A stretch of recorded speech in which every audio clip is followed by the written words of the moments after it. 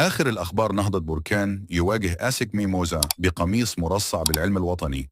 حلت بعثة نادي نهضة بركان لكرة القدم يقودها رئيس الفريق حكيم بن عبد الله يوم الاثنين 31 من مارس 2025 بالعاصمة الإيفوارية أبيجان، وذلك استعدادا لمواجهة نادي آسك ميموزا في ذهاب ربع نهائي كأس الكونفدرالية الإفريقية، والمقرر إجراؤها يوم الأربعاء 2 من أبريل 2025 على أرضية ملعب فيليكس هوفويت بوانيه.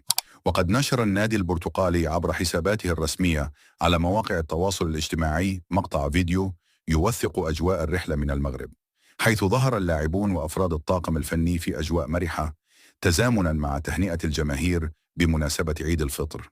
مصدر مسؤول داخل الكاف كشف لجريدة أشكاين أن النادي البرتقالي سيخوض هذه المباراة بقميص مرصع بالعلم المغربي بدل الخريطة.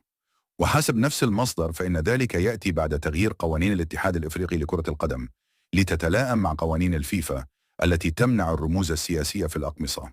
وأضاف المصدر عينه أن النهضة البركانية كانت تلعب بقميص يحمل خريطة المغرب لكون القوانين كانت تسمح بذلك، لكن اختارت أن تنضبط لقرار الكاف الجديد.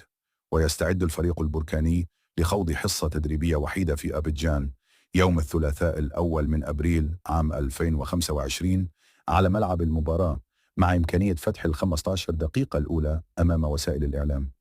ويسعى نادي نهضة بركان إلى تحقيق نتيجة إيجابية في مباراة الذهاب، وذلك لتسهيل مهمته في مباراة الإياب التي ستقام في المغرب. وتجدر الإشارة إلى أن نادي نهضة بركان هو أحد الأندية المغربية المتميزة في المشاركات الإفريقية، حيث سبق له التتويج بلقب كأس الكونفدرالية الإفريقية مرتين، كما أنه وصل إلى نهائي كأس السوبر الإفريقي في مناسبة واحدة.